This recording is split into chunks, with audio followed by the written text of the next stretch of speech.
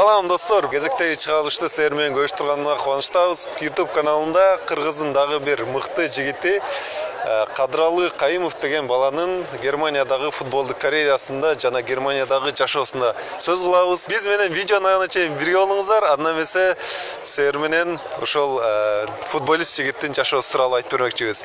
Достор, биздин каналга лайк басканды, комментарий жазганды унутпаңыздар, каналга жазылыңыздар. Биз болсо баштадык.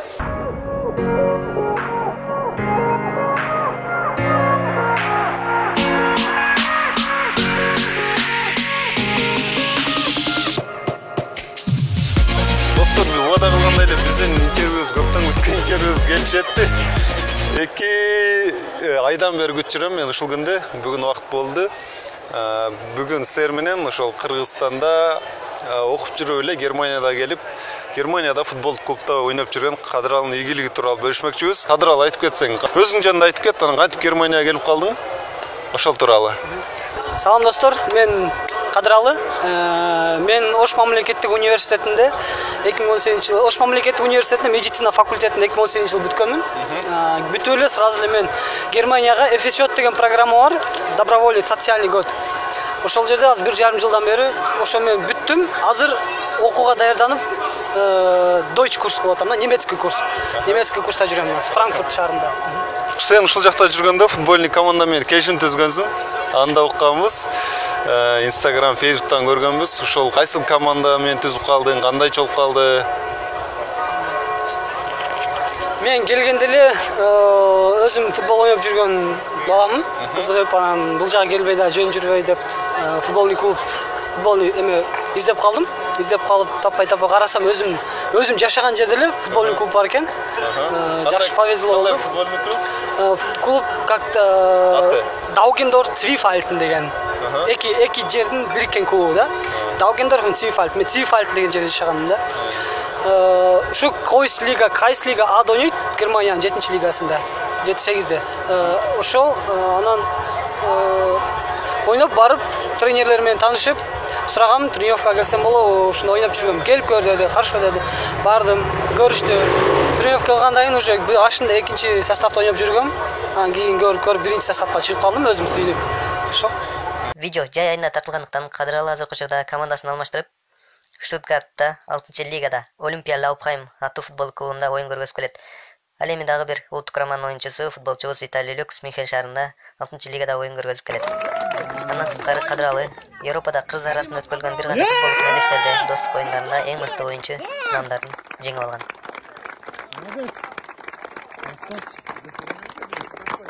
Азамат!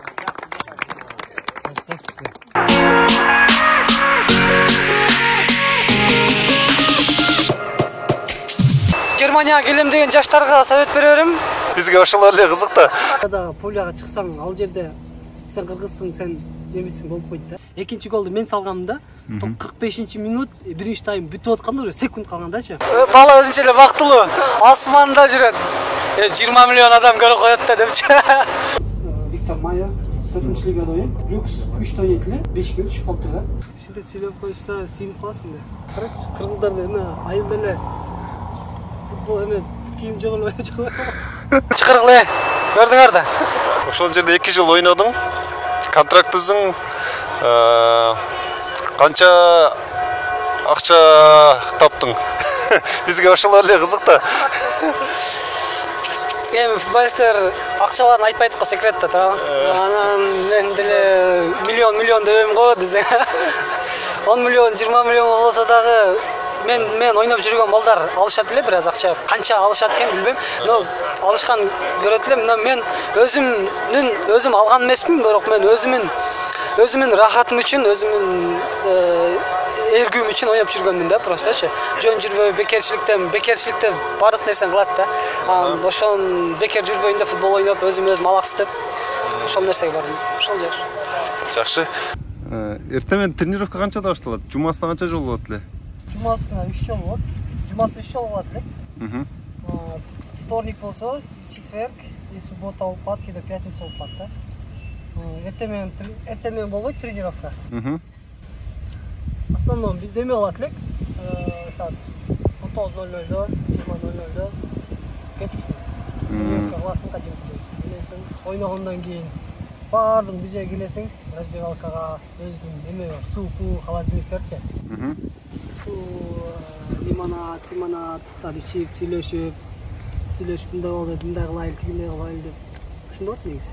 Тренировкада эмнени үйрөнөсүңөр? Тренировкада кадимкидей эле жана профессионалдан эмнени үйрөнсө ошону үйрөнөбүз биз деле. Кадимкидей мындай кылабыз, тигиндей жүгүрөсүң, как үйрөнөсүң, кадимкидей эме кыласың да. Кайталайсың. Тактика түзөбүңөр? Тактикадан. Короче, бардык нерсени кыласың да. Пасты, ударды, кандай кылып эме кылыш керек. Ошо. Футболисттер, немис футболисттер менен кыргыз футболисттердин айырмасы кандай болчу? Байкадыңбы? Мисалы, сен Кыргызстанда ойноп жүрдүң, анан бул жакта немистер менен ойноп жүрдүң. Айырмачылык деп эмнени айта аласың? Айырмачылыктарын деле, айырмачылыктарын деп деле айта албайм. Поляга чыксаң, ал жерде сен кыргызсың, сен немиссиң болуп койт да. Оюндачы, тренировкада деле эмедечи. Бардыгы бир командасың. Бир машинада эле жүрө бересиң да. Эгер сен бир жериң мен эме кылбай калсам, ал машина жүрбөйт да. Типачы, оюн такансы болбойт. Ал үчүн мындай немистердин айырмачылыгы жок. Ким жакшы тренировка кылса, ошол гана айырмаланып турушу мүмкүн. Өзүн көрсөтүү эме кылыпчы. Ал ар бир адамдын өзүнүн зависимости да. Ошо. Эме кылсак тренировка пунктуальный келишет булар. Башталганда 5 мүнөт, 10 мүнөт алдын эле келише алат. Ошонусу жакшы. Тренировка мындай эме кылышпайт да, кош көңүл деп коет го кыргыздарда. Кыргыздарда бизде болот деп коебуз го. Буларда мындай, как өзүнүн ишиндей катары эле мамиле кылышат да буларчы. Ошонусу бар. Жакшы. Жакшы экен. Мисалы, основной состав болот ал жактачы, ар оюнда основной составтар болот, анан заменадагылар болот. Ошону силердин тренериңер кантип чечет болчу? Тренировкада көрөт, оюнда көрөт. Постоянно тренировка кылгандан кийин 20 мүнөт 2 тайм кылып 10 мүнөттөн футбол ойнат. Көрөсүң, анан тренировка бир командада 2 состав болот да. Биринчи состав, основной состав, экинчи резервный состав да. Биринчи составда, экинчи составдын деле оюндар болот өзүнүнчө. Но биринчи состав бар, биринчи составда. Тренер өзү жазат, ушу эмеден кийин оюн бир күн оюн калар да. Бир күн оюн болорду, суббота күнү, воскресенье оюн болот. Суббота күнү айтат. Экинчи состав дейт, аттарын айтып эме кылат. Биринчи состав дейт, положено аттарын айтып кандай чечет, ал өзүнүн адамга карап, ойногонуна карап эме кылат да. Башында келгенде экинчи составда ойноп жүрдүм. Анан кийин акыркы жылдары биринчи составда ойноп, заменде жакшы. Жакшы экен. Эң эсте калган оюнуңа? Эсте калган оюнум бар. Эсте калган биринчи гол киргизген оюнум эсте калса керек. Биринчи бул жакта бир Мундеркинген деген менен ойногонбуз. 4-1 ушуну утсак керек эле. Экинчи голду мен салгам да. 45-мүнөт, биринчи тайм бүтүп атканда уже секунд калгандачы. Бала. Гол киргизип жакшы ойногон. Эме бир эсте калган. Экинчи составда ойноп жүргөндө оюн болгондо, кийин оюн бүткөндөн кийин баары келип, эки команданын ичинен тең сен лучший оюн көрсөттүң деген да. Келип алыпчы. Өзүм командаштарым айткан, баары айткан келип, молодец, жакшы ойнодуң, аябай сонун ойнодуң дегенде. Biraz Sine Oder mit deinem Club, wie alt bist du? Ich? 25. Bist du noch jung, eigentlich oder spielst du schon mit deinem Club? Ja, ich spiele in einer Mannschaft. Ach so, mit wem? Немистер да кызыгып жүрөт Das бул ist жакта. in Baden-Württemberg. Кайсы командада ойноп атасың дейт. Ja, in Kreisliga A. Ich spiele in Жакшы ойнойсуң. Das ist zu schade. Und ist okay? Ja. Gut. Naja. Spielt Fußball gut. Ja. Ja. Ich arbeite schon ein paar Rechtsbein, ohne Schuhe. Ja, ohne Schuhe. Ohne Schuhe jetzt. Mann. Ich will keine Profi zu sagen, aber Nein. Gottes Willen habe ich gesehen, viele Leute, die schaffen überhaupt gar nicht. Danke. Bitte. Vielen Dank. Tschüss. Şimdi söyleyip koysa suyun kılasın da. Kırgızlarda eме айыл эле футбол эме кийим жогулбай Өткөн жок. Жакшы. Кайсыл жерден келдик эле? Эсте калган оюнуңду айтып берип аткансың, Ошо. Баар мактап эме алганда сүйгөнмүн раса. Мен эме дешет раса көбүнчөчү. Сен жакшы жүгүрөсүң депчи, почти командадан жакшы жүгүрөм да. Жакшы жүгүрөсүң да атсың деп туруп, анча-мынча да ошо эмеде отурганда бизге сени тез жүгүргөн оюнчу керек деп туруп киргизет да. Оюнда чечесиң депчи. Киресиң, гол киргизбесең да мындай жүгүрүп аракет кыласың да. Жакшы. Ассист болуп кетсиң да? Ассист. Жасап бересиң.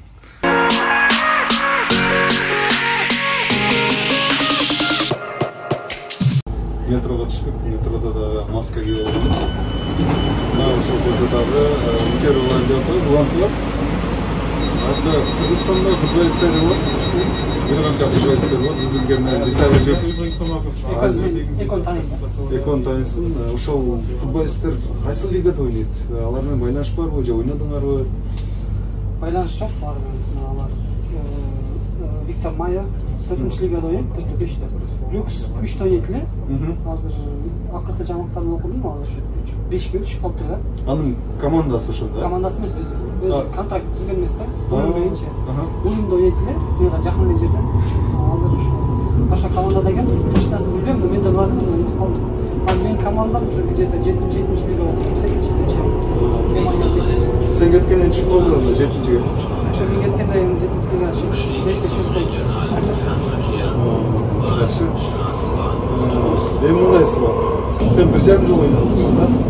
Ошол кыргыз футболу, немис футболундай кылыш үчүн кандай идеялар айта аласың? Эмне кылышыбыз керек? Же болбосо кыргыз таланттуу футболисттердин бияка алып келиш үчүн?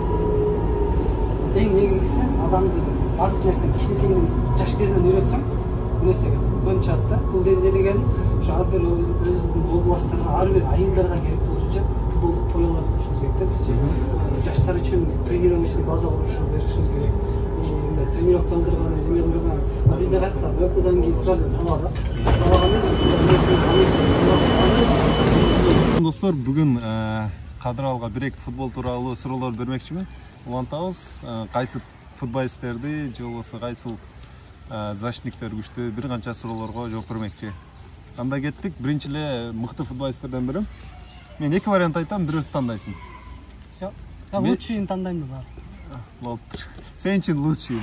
Мен түшүнбесем, статистиканы карасам. Болуптур. Месси же Роналдо? Роналдо, конечно, Роналдо. Пике же Рамос? Рамос. Мадрид же Барселона? Мадрид? Реал Мадрид. Король, да. Сен онда Реалга барит этет. Мен эмем нейтральный, бирок Реал. Хорошо. Андан башка Кыргызстандан Байматов же Валерий Кичин? Кичин. Неге? Бүтүп карасаң деле Кичин кайсы лигада ойнойт, кандай ойнойт. Билбейм, Кичин ойногон жагат магачы. Как профессионал ойнойт да. Люкс же Виктор Майер? Люкс. Люкс. Неге? Хотя Виктор Майердин командасы 3-чү лигага чыкты, региональный лигаданчы. Быйыл карантиндин таасиринен көп региональный лига, чүнкү кайсы лигага чейин токтотулду билбейм, но региональный лига токтотулганынан уже очкосто карап эле 3-чү группадан 3-чү месседе болуп, азыр 3-чү лигага чыкты да Германияныкчы. Виктор Майердикичи. Дагы футболисттерден Кыргызстандыкынан дагы баягы жаңы киши чыгып келаткан футболисттерден Алимардан Шүкүров же Гүлжигит Алыкулов тандаш кыйын, экөө тең жакшы ойнойт, экөө тең. Бирок кайсысын эми бирөөсүн тандаш керек болот? Шүкүровдун оюнун көрө элекмин.